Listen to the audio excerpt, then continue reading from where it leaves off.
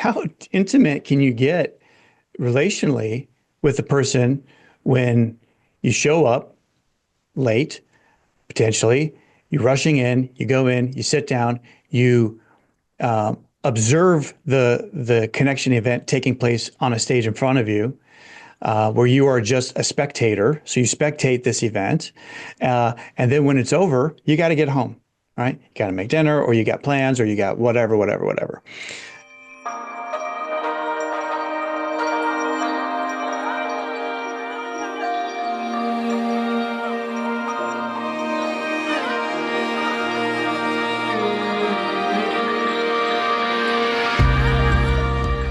Welcome back to the Reology Podcast. Reology is a nonprofit ministry that is centered around rethinking, researching, and rediscovery, a process that dives deep into the depths of an intimate partnership with God through a concept Jesus initiated called ecclesia. We strive to cultivate an environment that is not only safe to question and seek, but also one that is founded on the truths of partnership, words of hope that were uttered from the lips of Jesus himself.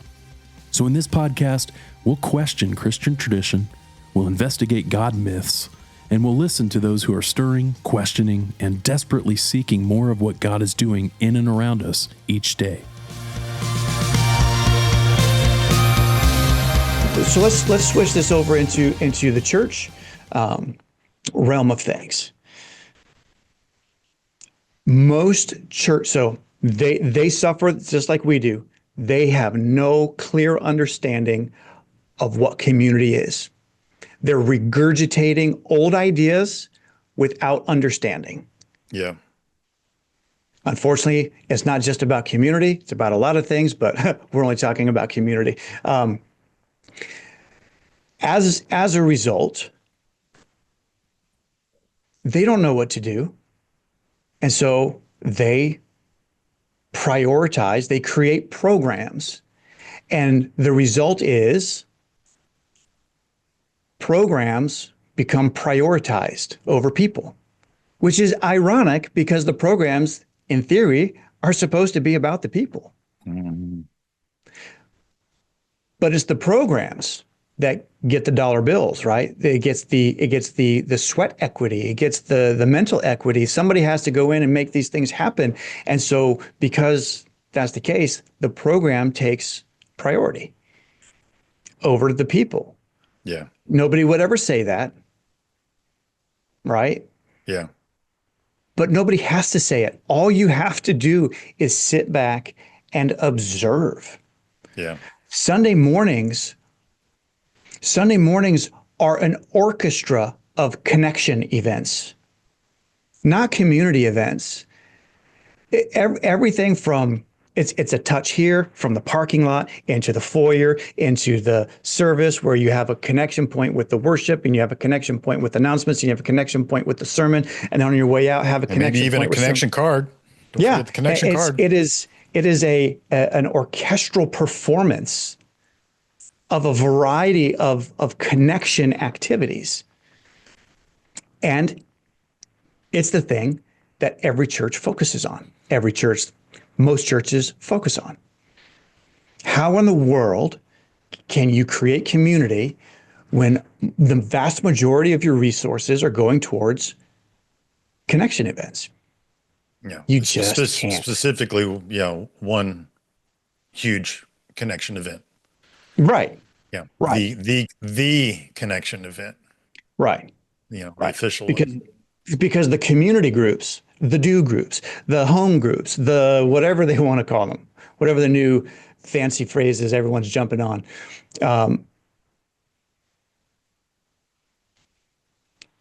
Those become, for most people, and I'm saying this not only from personal experience, for that I personally have felt, but because I've been a part of these groups.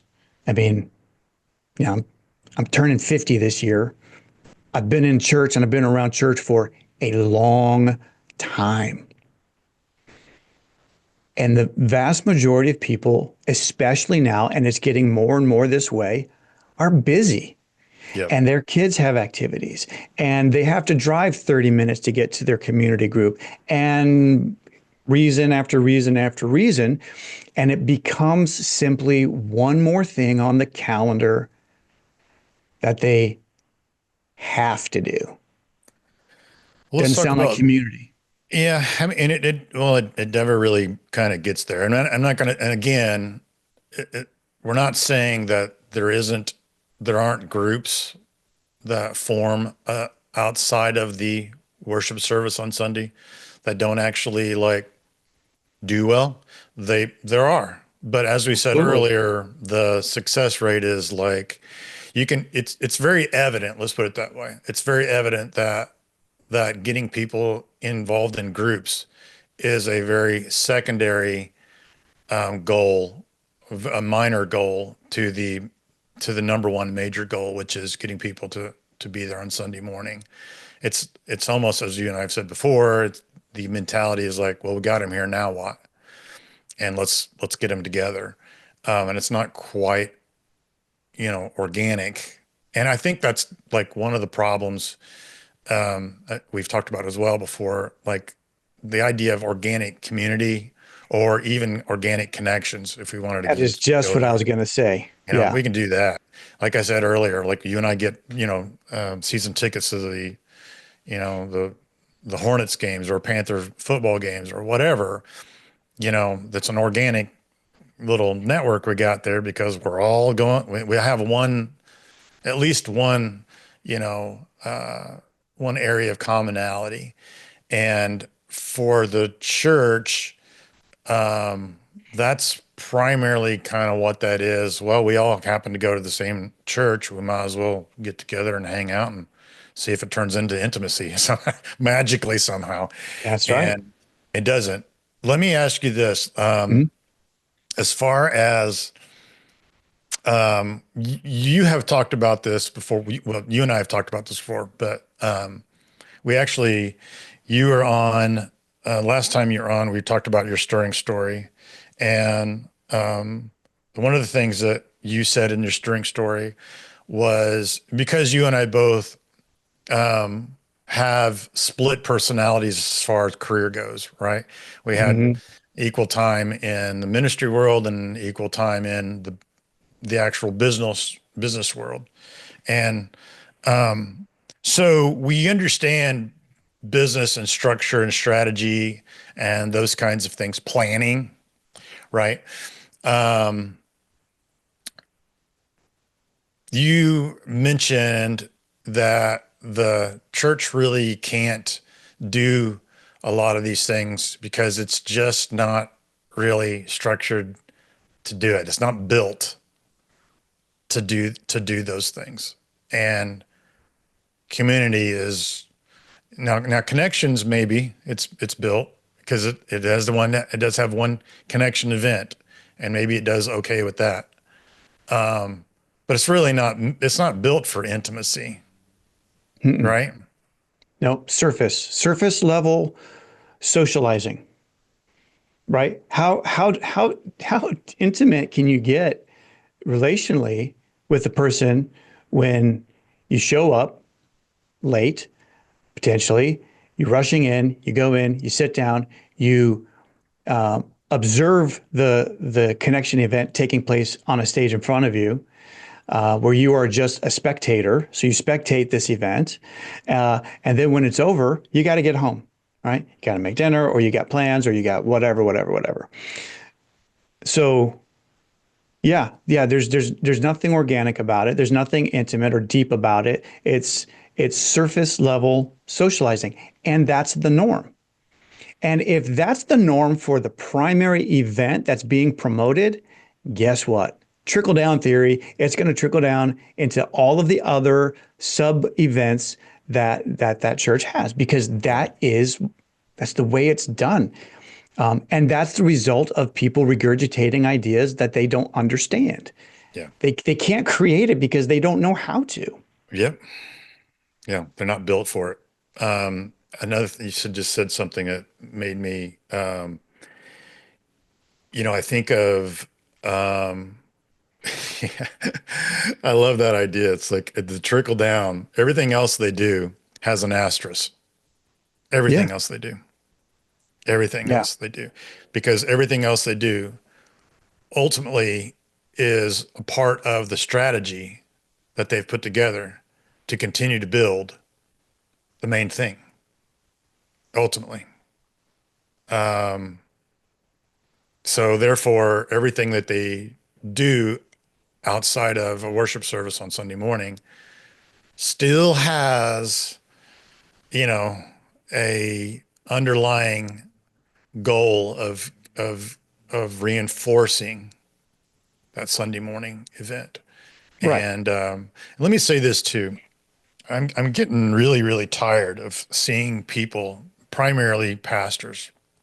And if you're a pastor listening to this and you get offended by it, well, it's because you do it. And so let's just get clear here real quick. I get sick and tired of pastors blaming people who come to church and saying that they are consumers, they are only consuming. And you just said it yourself right there. What else are we supposed to do? It's You've, designed for it's designed, consumption. exactly. It's completely designed for me to consume it. These people keep So, coming to my restaurant and eating all of my food. Dang it. What's wrong with these people? right. Hey, if you're set up that way, rejoice that people came and they consumed. That's right. And as we've said before, listen, if this is what you want to do as a ministry or a nonprofit organization, is set up an event and have people come to it and they sit and they watch, then there's absolutely nothing wrong with that. So that's not the point of this conversation. The point Agreed. is, when we have just said it ourselves, why is it so hard to find community in church, especially when churches say, hey, this is where community is found? Apparently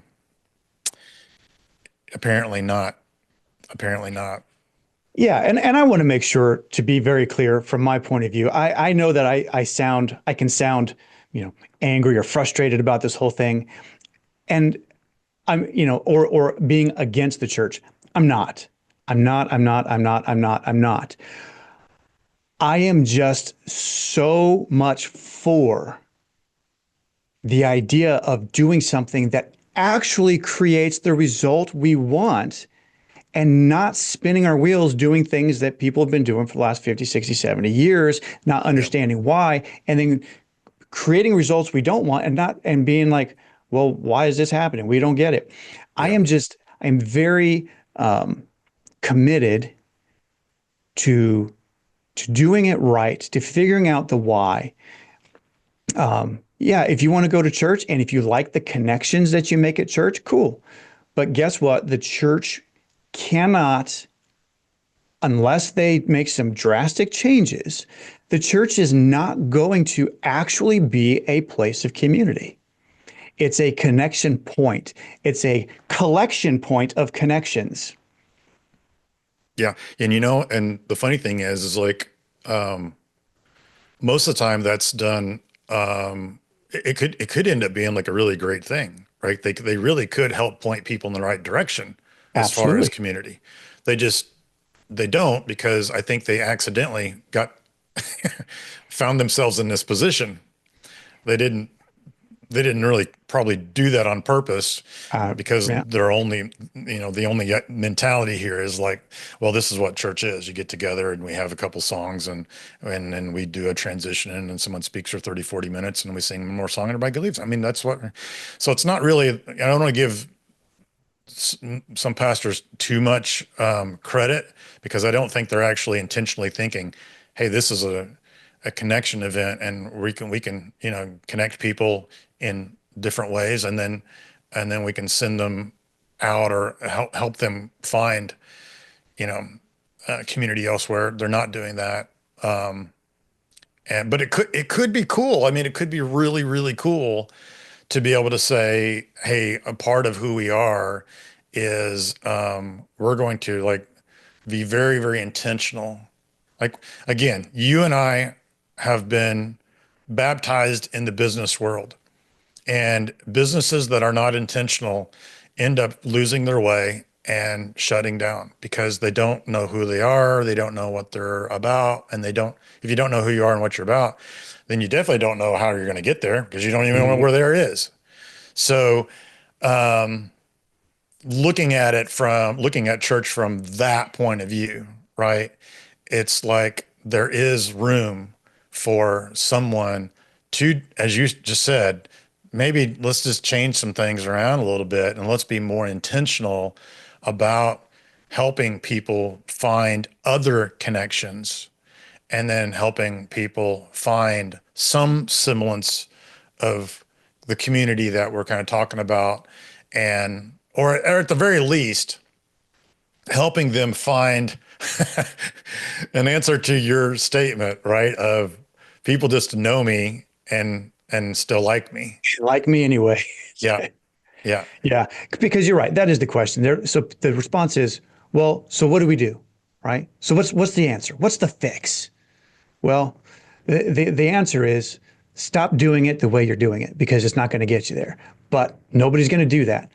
I, however, for the last couple of years, have been working on a blueprint for, and I don't want to, it's not a church, for a place for people to come to be led by the Spirit of God and to engage with Him in a way that He leads them. And everything is built and based on a foundation of driving towards community. It is not Sunday morning centric. It is not sermon centric. It is not worship centric. It is not program centric. Yeah, it's not easy. I've been working on this for years. And there's a lot of problems that I still have problems. There are still a lot of things I have to, figure out how it would work. Yeah. But changing the mindset of people, that's going to actually be the biggest challenge. People Yeah. go, well, Let's talk about that for a second yeah, because, I have run across people that are not sold on the idea that community actually works in our culture now. Outside of like best friends that you've had forever and, that are states away that you can't be there physically, but you still have, community with them or your family, your direct family. But outside of that, I mean, my gosh, we just said you know, there are millions of people who feel lonely every week. There are millions of people who feel lonely every day. And I guess my curiosity says, what does, and it has to be organic or it's going to be institutionalized again. So therefore mm, it's going to be short-lived. And that's cool. We have as you said, we've got short-lived task-based stuff that we're already involved in, right? It's like, our kids, I mean, you coached softball. mm-hmm. You don't anymore. Nope. You made connections via that and great connections. It was great. It's cool, but it was short-lived. Right. And that was the idea. I mean, McKenna's not going to play softball until she's, 68 years old. And you're not going to coach until you're 88 or whatever. So Oh, our plan is to actually coach together this fall. there you go. Well, Bring it full circle. and so that Coach, it yeah, changed and right, morphed. So, right. By the way, I'm super excited about that. Coached her for 4 years, and then we get to coach together. oh, I'm Yeah. sure. I'm sure. So the question is like, what does this look like for this 21st century American culture for Christians who, let's put it this way. Let's dumb it down. Christians that just want to be around other Christians, Hmm. right? And have the ability to possibly get to know one another and maybe build into something that looks more along the lines of, iron sharpening iron, right? But is it possible? Does it exist? You just said it all. I mean, dude, you just said it yourself. I mean, do we really get to know our neighbors anymore? I Right. mean, We have customized social bubbles. The digital world has primarily replaced the physical world in terms of socializing. I look at the younger generations, and they are in a room together, and they're all doing on the this phones. together. Yeah. They might be doing it to each other Yeah. in the same room, right? But Right. it's going to get worse and worse. And and the anxiety that these generations are experiencing and the loneliness that these generations are experiencing, it's going to bubble to a crisis. It's heading that way. You can read anybody's research on these younger generations and what's happening as a result of their extensive use of electronics and social media and all these things. It is absolutely terrifying to see what it's Yeah. doing to them psychologically and emotionally. People are also starting to date AI as well. Yeah, yeah. I just saw an article on that on Monday night or something like that. But so So that's another deal. the answer to the question is it's difficult because the landscape is still changing.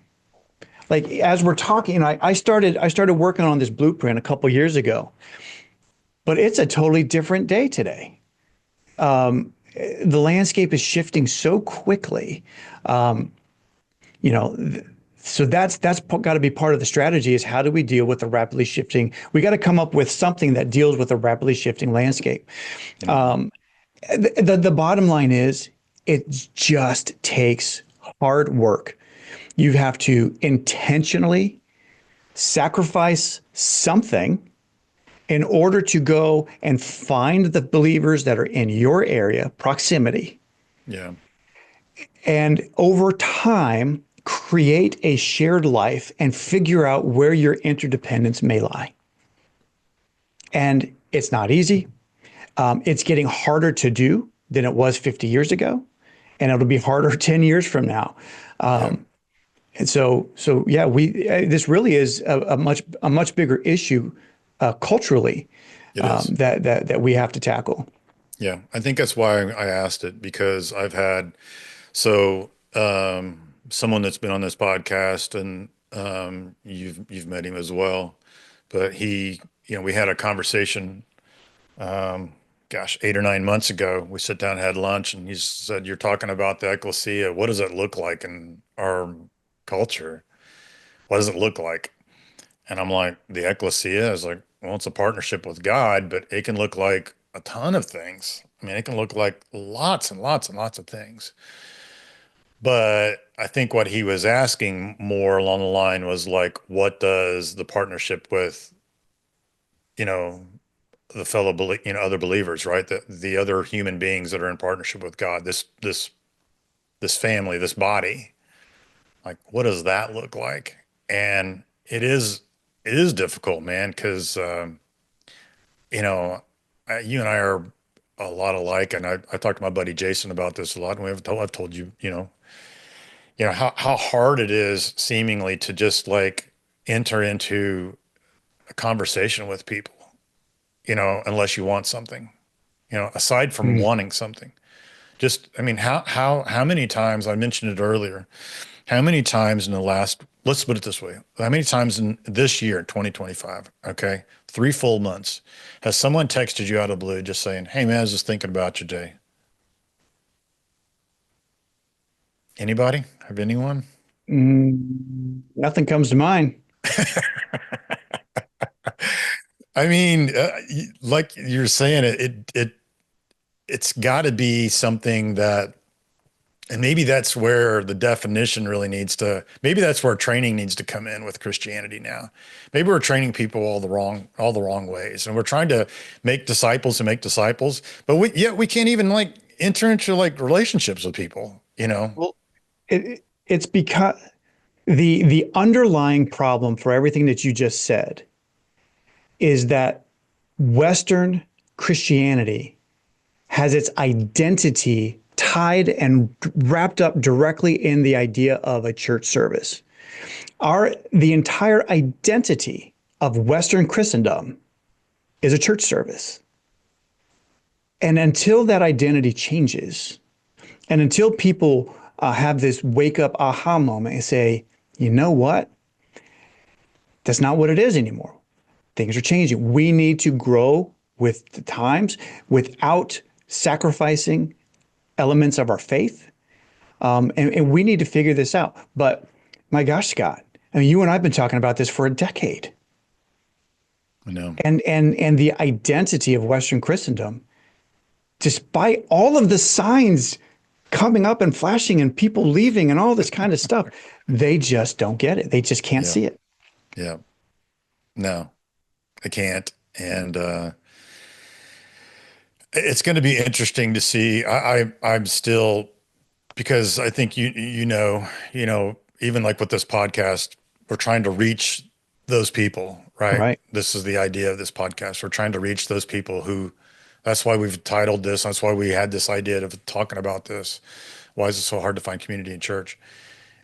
Because that is the seemingly, that's the symptom, right? You see that symptom rising, and there's more symptoms as well. But trying to get people together to help find a better way to like really relearn what a relationship, number one, what a relationship with God. I mean, shoot, dude, that's probably 99% of it. Our relationship with God is reflective into the relationships we have with God's people. Then, Mm. surfacey, distant, and convenient, and we can keep it on that level with them. But I'm still trying to get people to come out of that funk or darkness and be able to come into a light of being able to be around other people, to at the very least just to start questioning together and seeking together, you know, and really start to live out what the partnership is really supposed to be anyway, and allow God to lead from there. Yeah. And that's it. Right. There's always, as the great Marty Solomon from the Bema podcast has said numerous times, there's always a remnant. There's always people who will keep throughout history, who will keep Jesus central and our faith in Jesus central, regardless of how the activities of the faith goers, of the faithful, ebb and flow throughout the centuries. And ultimately, this feels like to us as one of those, there needs to be a change, and we are just waiting for God's leadership and God's timing to continue to draw the people, because it's been happening for a decade, to continue to draw the people into the questioning space, to rethink, research, rediscover. There it is. There it is. What this faith in Jesus really looks like in modern day. So, from the whole Rheology team, we hope these podcasts are encouraging and educational. Rheology exists for three main reasons: to reach, train, and equip those who want to go deeper with God in this partnership called ecclesia. If God has been stirring in your heart, where you are wondering if there's more than what you've been experiencing in today's 21st century Christianity, we'd love to connect with you, to hear your story and help you know that you are not alone. You can simply contact us via the website, rheologylife.com, or reach out via Instagram at rheology_life. Thanks, and we'll see you next time.